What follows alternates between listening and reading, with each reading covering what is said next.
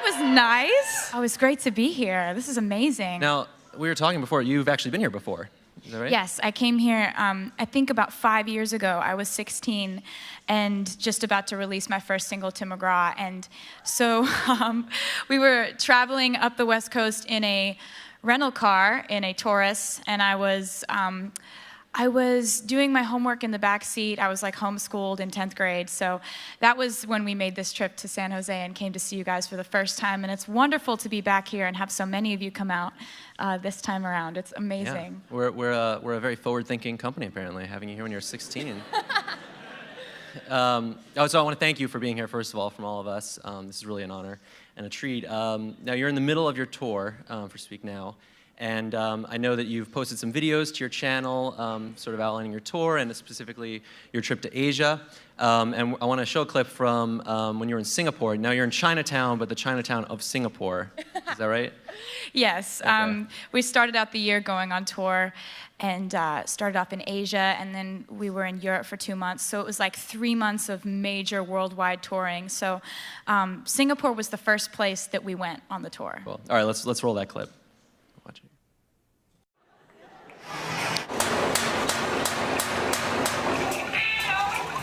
Everywhere. I'm sort of fascinated by the waving cats because, of course, as long as you keep fresh batteries in them, they're always going to be saying hello to you. Just always just symbolizes forever, I think, these waving cats. What's better than a cat that's just always like, hey? There's nothing better than that. So this, of course, has all the makings of a viral video. I mean, there's a big celebrity. It's a global thing. There's a cat in the video. That'll do it. I think that you just said it. That's the essential ingredient, is a cat. Now, your YouTube channel is very viral. popular. I know you have over 500,000 subscribers that get your vlogs when you post them, which is really cool. I wanted to ask you off the bat, how important is your channel and social media in general as a tool for expression, but also for connecting with your audience? I think we've all seen the effects of social media and how that can connect people. And for me, I grew up when that was just about to set fire to the world. You know, I was, I think, in 7th and 8th grade when everybody started having a profile online, and everybody was, it was all about who's your friend and who's commenting on whose page. And then it became the YouTube generation, where everybody's looking at videos, everybody's making video blogs and, makeup tutorials or this or that, or back to school outfit shopping. Everybody is kind of catching on to communicating by making videos and learning how to edit them. And I think it's fantastic because it's just a new skill set for this new generation. Mm-hmm. And I would be remiss if it were a YouTube video interview and I didn't ask you if you had any favorite, I know you're really busy, but do you have any favorite YouTube videos or channels that you like to watch? Yes. I have watched this one like 3 times this week because it makes me so happy, and it's got these like 5 or 6 lion cubs, and there's the lion trainer, and you're like, oh, the lion cubs are cute, and they're walking around, and then they jump up on the lion trainer and they start hugging him. And then they're like making all these little lion sounds that you don't know. You don't know what the sounds are that lion cubs make, but it's amazing. It's this like they're like hugging him, and he's like, oh, you always go for my hair. You keep going for my hair. And then he's like, oh, you're telling me stories. What? Where was this zoo? It's amazing. It's because he's like Scottish, and they're like hugging him, and they love him so much, and I don't know. Just watch it. Well, I guess everybody's going to run, and that's going to be popular now. Well, this isn't just our interview, right? This is also your fans' interview, and you have some very rabid fans, the Swifties, right? I believe is how they call themselves. I know. I think it's so cute. They came up with that. They're very serious, by the way. They don't mess around. They submitted 30,000 questions to this interview, and over so many over questions. 100,000 They're so votes. curious. Yeah, so we only can do a few of them, and we also have some from Google. But the biggest topic by far was songwriting, because I think that a lot of your fans have a big connection to the stories that you tell in your songs. And so let's start with that topic. And this one comes from Panda Bear Lover 13. I mean, a lot of the usernames are not meant to be read out loud, so we just have to. This is from Florida. Which comes first for you as a songwriter, the music or the lyrics? I think for me, it more comes as a general idea. And my favorite thing about songwriting is that it's so spontaneous and unpredictable what's going to hit me first, whether it's going to be a general thought. Like, for example, I'll be going through something. When I wrote the song Love Story, that's a song I wrote sitting on my bedroom floor because I liked a guy and my parents didn't want me to date him. And so I got this idea in my head. It just popped into my head. You were Romeo, you were throwing pebbles, and my daddy said, stay away from Juliet. And I didn't know where in the song that was going to fit, but I just started there and I built out from there. And it's crazy how the fastest songs that I write end up being my favorites. Mm-hmm. The ones that just happen in just a surge of idea, a surge of inspiration. And it's usually something I'm going through at the time. It's very hard for me to come up with just some random metaphor for a situation if I'm not going through it or haven't recently just gone through it. Mm-hmm. But I think when I was growing up, my mom talks in metaphor a lot. And so I think I grew up just understanding metaphor and just kind of loving that, how you could take something you're going through and speak about it in a different way that applies how you're feeling to something completely different but connects it. So I think for me, it starts as an idea and a feeling and an emotion. Yeah. We had a lot of questions about the process from budding songwriters who submitted questions that are big fans of yours from Buffalo and a bunch of different places. And we were wondering, is there one favorite part of the songwriting process that you have? I mean, is it when you get that idea, or when you're sitting on the floor in the bedroom, or Yes. Is it when you're in the studio? There are several moments in a song. And I won't finish a song if I don't have these moments where you go, ooh, ooh, ooh, ooh, ooh, like after you read a line. And it's always that same feeling of like, oh, that's exactly what I meant. If you're in a co-writing session, I'm always the one who will be sitting there for a second, and then I'll say a line, and if it's that moment where you're just like, that's the one, that's the line, I have to have about 4 or 5 of those lines in a song for me to put it on a record. Yeah. Like lines where I'm just like, yes. Mm-hmm. So that's my favorite part, is then when the song goes into its phase of being recorded and then being put on an album, and when you're playing it for people for the first time, when it comes across those lines that you really feel are like zingers or say it really well. Yeah. I love watching people's reactions if it comes across, if they get those lines. I'm like, yes, knew it. Well, we'll get back to the co-writing thing in a second, because there were some questions about that as well. But and here's another question. This is from Music Maniac in Los Angeles. You've said you're already writing for the next record. Can you tell us anything about it? Well, for me, I never really switched the writing switch off. It's always on, because I kind of have always felt like to make an album that I am proud enough of to give to my fans and say, here, allow this into your life, it has to be 2 to 2.5 years of writing. And that way you have your best stuff, because I'm so tough on myself. I drive myself insane writing records and albums, because it's like I'll write 40 to 50 songs and then 13 or 14 make it. That's a lot of paring it down and making sure you're getting to the best stuff. Yeah. So for me, it takes a while, and I've been writing ever since I stopped writing the last album. And there's been a lot that's happened, and I never really talk about my personal life, but I write about it. Yeah. So that's basically what the album is about, as always. Yeah. The unreleased thing was something that came up a lot, and one of the top voted questions was about, would you ever make a CD of your unreleased songs? This is from Tay Swift Fearless in Missouri. But, I mean, what happens to those songs that don't make it to the album? And, would you ever release some of the songs you wrote, especially when you were younger, like 14, 15? Well, I'm obsessed with the latest song that I've written. I'm very guilty of that, because, my favorite thing is always the newest thing that I've written. But lately I've become a little more self-aware, because I had this song that I wrote when I was 16, and it's called Sparks Fly, and I played it in a few shows, these little bar shows when, when I was playing to crowds of like 40 and 50 people and being psyched about that many people showing up. And I played it a few times and it got on the internet, and when I was putting together the Speak Now album, the fans just kept saying over and over again, "Sparks Fly, we want this to be on the record." And so I went back and I revisited it, and I kind of rewrote some things and updated it. And when we put it out as a single, it's been one of the fastest rising songs we've had on the record. So it's kind of taught me a lesson about the old stuff, maybe possibly being good enough to put on new projects. Yeah, I'm sure there's a lot of people that would love to hear some of that stuff. Let's move on to some of the released songs. This is a question from Cookie13 Cupcake. This is in the United Kingdom. This is going to be a long one. All right, so out of all your released songs, which song took the longest to write? I think that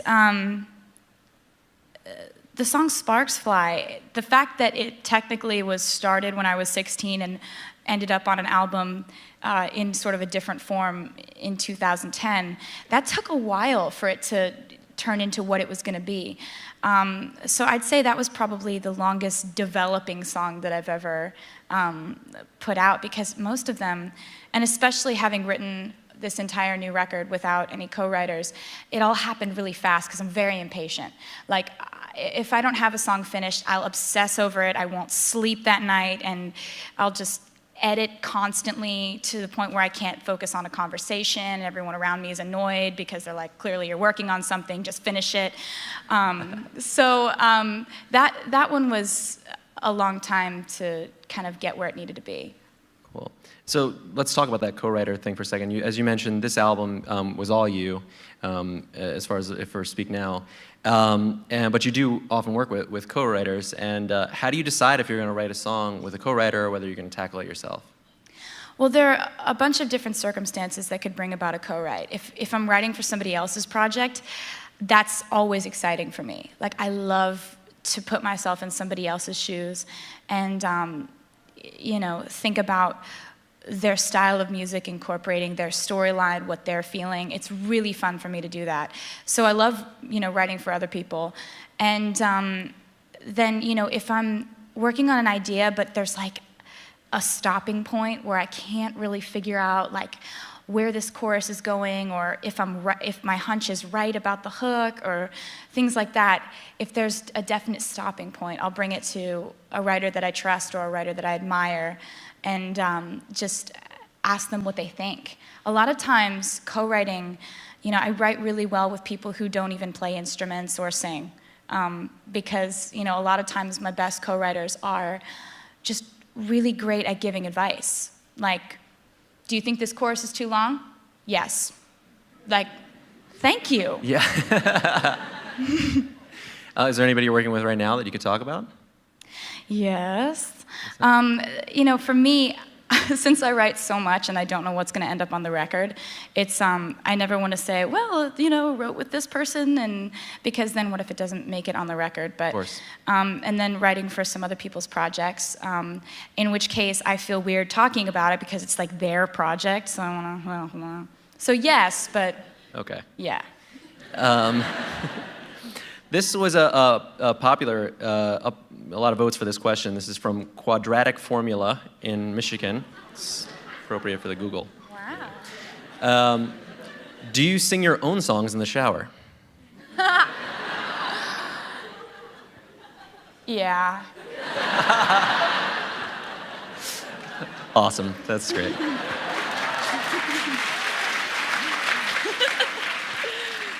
Do you have like any sort of favorite place for writing songs? No, actually. I kind of have become, you have to adapt yourself to a million different places to write when you're always on the road, because I don't have the luxury of saying, well, I have to be in this certain room at this certain part of town, and it has to be, you know, all one color tone, and there has to be smart water in there. You know, like, it's just, you're never, ever anywhere for more than 2.5 seconds. So, you know, I've written songs in airport bathrooms on paper towels. I've written songs. What song was on a bathroom towel at one point? Oh, it hasn't come out yet. Oh, okay.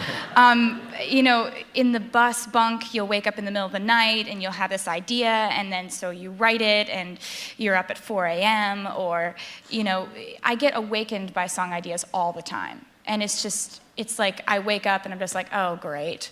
Because I know I won't remember it in the morning, so you have to record it, and then it's this whole thing where you check your phone and it's like mumbling and you don't understand. You thought it was great at the time. Yeah, actually, one of our Googler questions was about you recording songs into your cell phone. Is that something that you do regularly? Yeah, the ideas always end up in my phone because it has a great recording thing in there. And, you know, for me, it's like you just write wherever, whenever you can.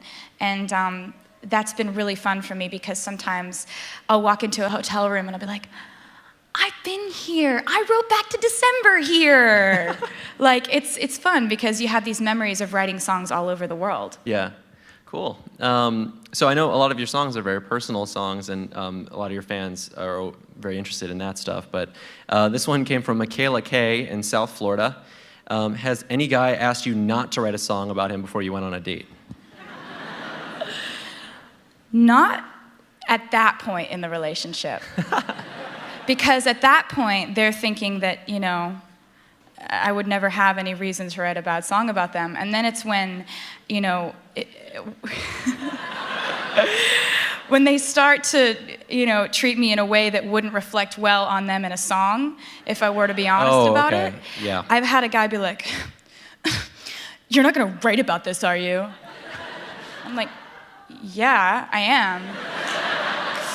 I think that's interesting. That's a point in a relationship that you would have to have, is this is the part where I tell her not to write a song about me, you know? Well, and you'd think that they would decide that before asking me on the date, or before we become a couple, or before all this stuff happens. But it only occurs to, it only occurred to him when it occurred to him that it wouldn't be a good song. I see. Do you always write about, you know, people that you know? Yeah, because I feel like in a song, I love it when a song is a story and the story develops. And my favorite stories have really beautiful characters, and I feel like you can most accurately describe a character if you know them. One of my favorite songs that I've ever put out is called 15, and it's about my freshman year of high school, and it kind of chronicles my best friend Abigail and me, and the way that we went through our freshman year of high school and the lessons we learned.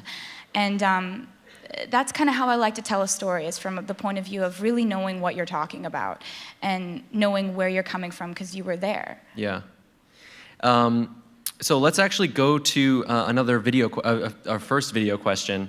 And this one comes from Cleveland, Ohio. So let's roll it. Hey Taylor, I have a question for you. I know a lot of us can relate really strongly to your songs and your lyrics, and considering I've gotten choked up a couple of times just listening to your songs, I wonder if you ever get choked up on stage, or what you're thinking about when you're on stage. She's pretty. I'm really in it when I'm on stage, and you know, I go through a roller coaster of emotions when I'm performing my show, because these are all songs about people who have been in my life, who a lot of them, some of them aren't in my life anymore, and you know, sometimes that'll hit you in just the right way. And when an emotion hits you strongly, it doesn't matter if you're in front of 20,000 people, it hits you. And you know, for me, I'm in those songs, fully feeling all of it, until I hear the crowd start screaming at the end of the song, at which point I'm just like can't stop smiling, because my favorite sound in the world is the sound of thousands of people screaming all at once. It's It's a really amazing sound. And so I'm completely feeling all the sadness and frustration and anger and hurt, and then the crowd starts screaming, and then everything is right in the world. Wow. Well, we'll talk about the tour and some of that stuff in a second. I want to ask one more Googler question about songwriting, and that was, has that process that you sort of talked about earlier, has that changed over the years? Because you've grown up a lot, and everybody's heard you sort of grow up. Yeah, I think it really has. I think that you can only hope that as a writer you start trying different things, and you try different chords or different structures of songs, different beats that you've never really explored that path before. And I think, having always been a writer first, I'm obsessed with the syncopation of the way that words sound when they're said a certain way. And once I've kind of done something once, I always want to go to a different direction and never repeat myself. So as a writer, I think that I've always hoped that my music would constantly be changing, because you never want to make the same album twice, the same song twice. And my greatest hope has been that as I grow, my fans will grow up with me, and as I change and my life changes, my music will change as well. So wish me luck there. Let's talk about your fans a little bit more. This is a question from Canada, from YouTube.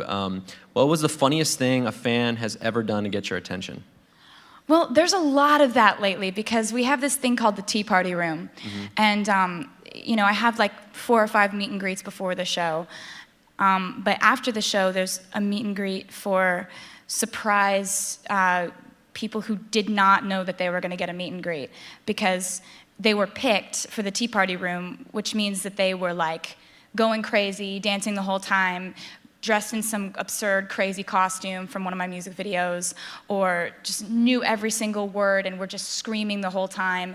Like, people get picked for different reasons, but it's been crazy lately because a lot of people have been going for the costume route. Really? So we'll look out, and like, my guitar player will like lean over to me and be like, "That girl is dressed like a chicken." And I'm trying to find the meaning. I don't know why, but we'll look out and there's like a Santa Claus. And these are just, that person had a Santa Claus outfit? Or like people who've like duct taped their entire body in neon duct tape. Or people who have just like made giant cupcakes around themselves, and they're this big. Or people who have like dressed up from the Mean video or something like that. But then there's just these ones where like the girl's dressed as like, there's like a clown and a starfish. And we're like, I don't know why, but I love it. And so there's been a lot of costume stuff going on lately on the tour. So if you look around and you see someone dressed up as a giant cow and you don't know why, we don't know why either, but it's welcome. Now, this is I Love Swift 1 from Toronto, another Canada question. Has a fan ever made you cry? Yeah, for me, like, it's never gonna be okay no matter how many times I see little kids with cancer. Like, there's at no point do you ever become accustomed to it. At no point do you ever just brush it off and say, oh, well, there's another kid who's dying. And over the years, I've toured in these places, and you see like a little girl who come through, and she's like so full of life, but she's lost her hair. And then you come through a year later, and you're like, hey, Lexi, how are you doing? She's like, I'm doing good. And then her parents update you, and then you come by like a year and a half later, and she's not there. So it's... Yeah. Yeah.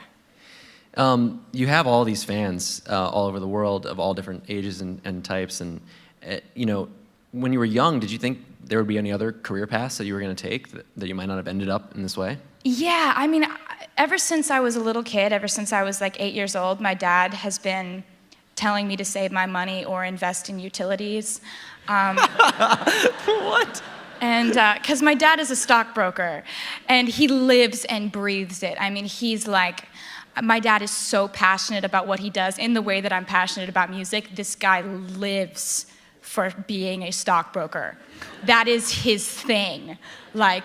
And anybody who talks to him, like, he'll talk about me for the first 5 minutes, and then it's like, well, say, what are you investing in? Like, and I mean, it's just like he loves it. And so I thought, like I didn't know what a stockbroker was when I was 8, but I would just tell everybody that's what I was going to be. Like, you know, it would be at like, you know, first day of school, and they're like, so what do you guys want to be when you grow up? And everybody's like, I want to be an astronaut, or like, I want to be a ballerina. I'm like, I'm going to be a financial advisor. And I don't know. I love my dad so much because he's so gung-ho for his job. And I just saw how happy it made him, and I just thought, like, I can broke stocks. Like, Taylor Swift, commodities trader. All right, let's talk about music videos for a second. There's a lot of questions about your music videos. As I mentioned before, the music videos that you have on YouTube have been seen over 500 million times. What was your favorite music video to make and why? That's from Sophie Carey in London. my favorite music video to make. Okay, well, I loved making the video for Mine because it dealt with this whole storyline, and it's like got flashbacks and flash forwards, and there were also a bunch of little kids on the set, and they're so fun. They make it so much fun because there's a lot of sitting around and waiting on sets, and we were in Maine, so we're sitting around and waiting on a beach, and so all of a sudden you're just playing with like 10 kids, and they're like wrestling with each other and throwing sand and like playing catch, and it just makes the whole thing much more fun. Mm-hmm. So I think that was my favorite one to make. Yeah. Were there any cool locations or anything from any of those videos? Well, yeah, we went to Kennebunkport, Maine, which was this little town that I've always dreamed of going to, and so shooting a video there was amazing. It's this little coastal town, and it was really awesome. I loved it. Yeah. So let's talk about the tour for a second. You're in the middle of the Speak Now tour, and very famously, you've had some really cool surprise duets that you've done, and you also do some very classic, you do covers of some classic songs all the time, pretty much every night. How do you choose what covers you'll end up doing in any particular concert? Well, I go online and I just kind of Google like what famous musicians are from a certain area, and I just pick my favorites because, you know, I've loved so many different kinds of music, and I've never really been genre specific as far as what I listen to. So there's always like a favorite song of mine from a certain area, and you know, it's really fun to do like a few every night. Like, you know, in California, I do like God Only Knows by the Beach Boys, and then Sweet Escape by Gwen Stefani. It's like, it's just been really, really fun because it's just me and my guitar during the acoustic set, and you can just do whatever because it's just you and your instrument. It's a really spontaneous part of the show. Yeah. Have you done any particularly unusual ones? Yeah. You know, it's kind of unusual when I rap. You know? People don't really, like, I guess people don't see that coming, but I love Lose Yourself. And so we were in an area where we were like, I think we were in Michigan, and I just started, like, I started playing acoustically Lose Yourself, and I just started off with like, yo. And everybody's just like, what is happening? This is really weird.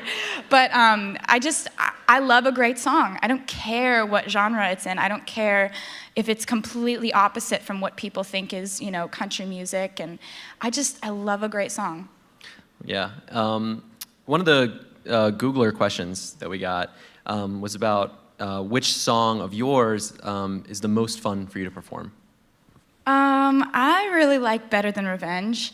It's a song off of the album Speak Now, and it's about a girl who stole my boyfriend.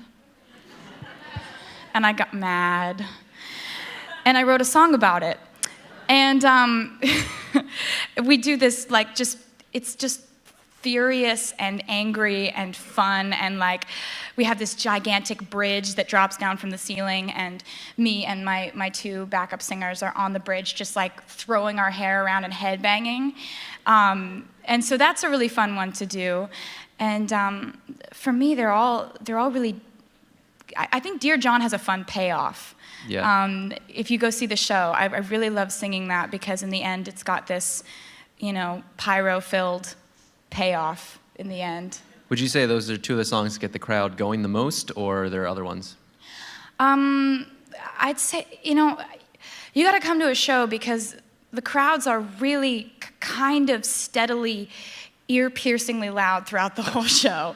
They're amazing. Like, it's really hard to gauge, like, which is the moment that they're the loudest, because they're just really, really loud all the time.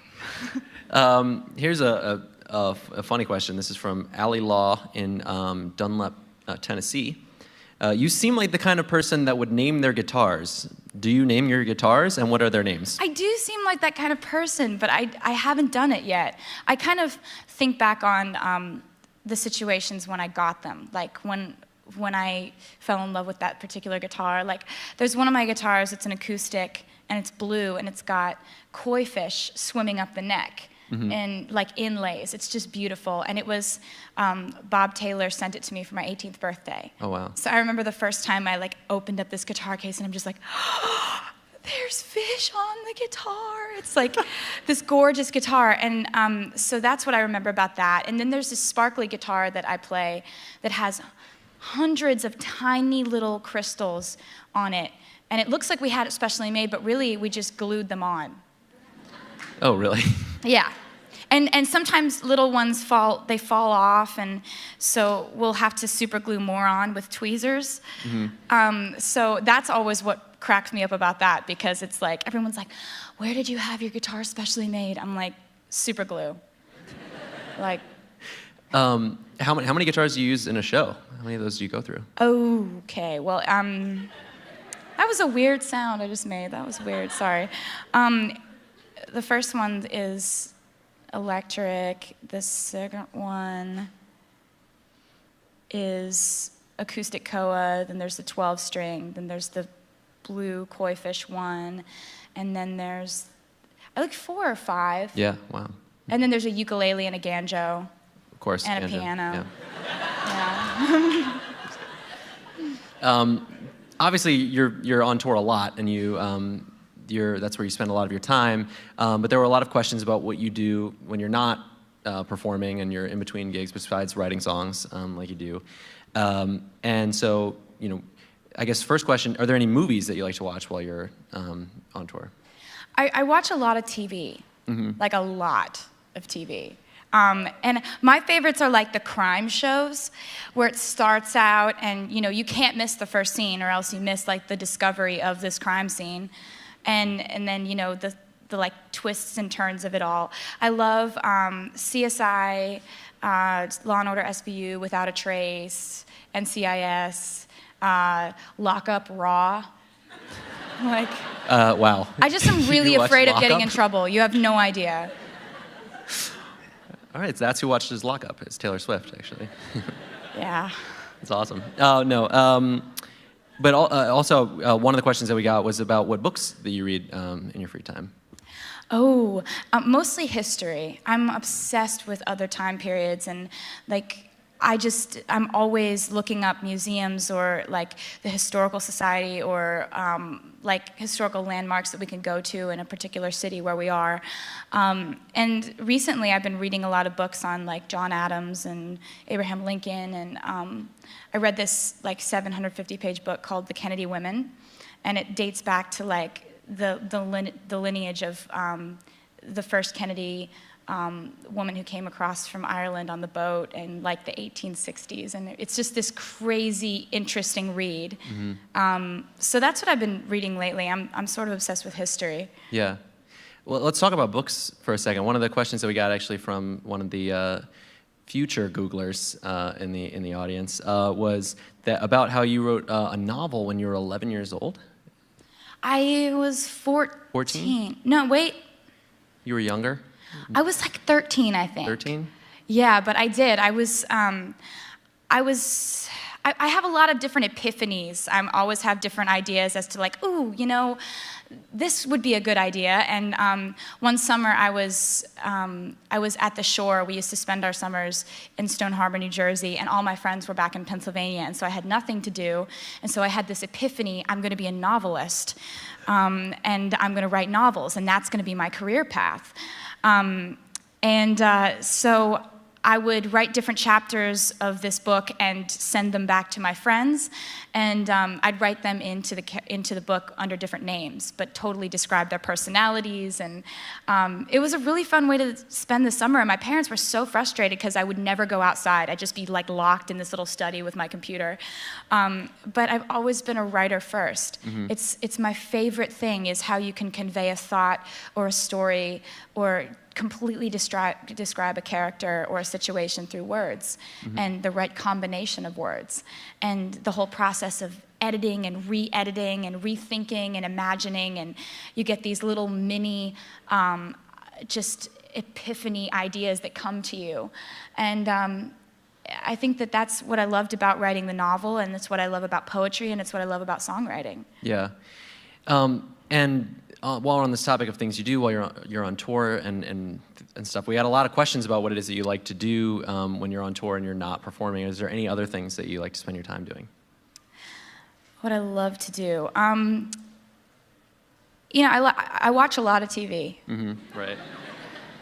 Crime shows. Yeah, crime shows. That's pretty much the hobby list.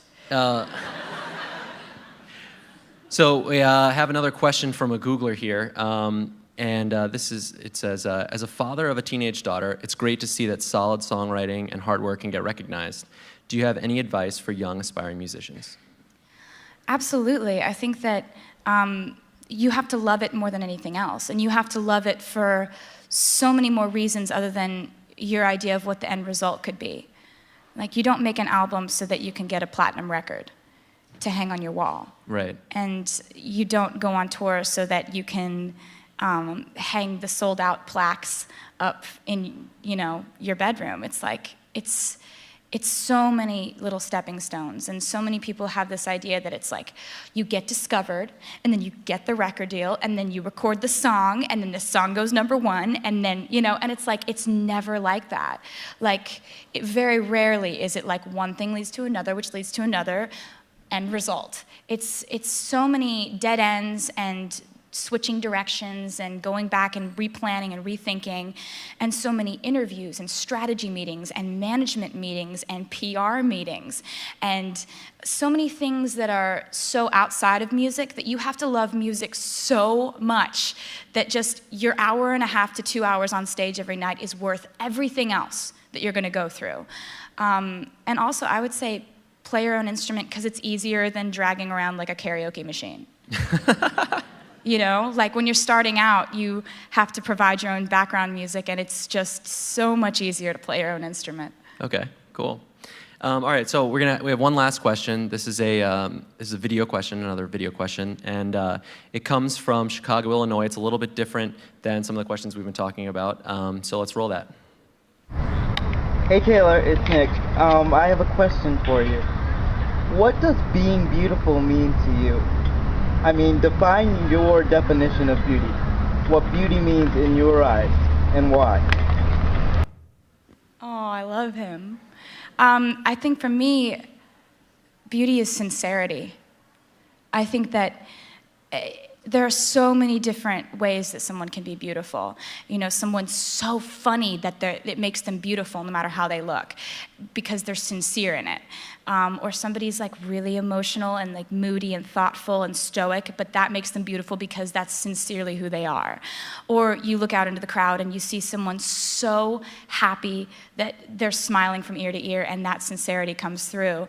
I think that's what makes somebody beautiful. And I've never felt like there's just one way to be beautiful, you know, tall or short, straight hair or curly, or whatever. Some people have their definitions of their types. You know, for me, I think that when I meet someone and there's that magical thing about them that makes them unforgettable, it's that they're sincere and honest in whoever they are. Be that funny, happy, sad, you know, going through a rough time, sarcastic. I think that these personality traits that come through when somebody is really sincere is what makes them beautiful. Cool. I think that's a great note to end this on. Since this is a YouTube interview, there's sort of a tradition that we have that where are they? Oh, there they are. So it's honorary for me to give you a pair of the YouTube tube socks. Thank you.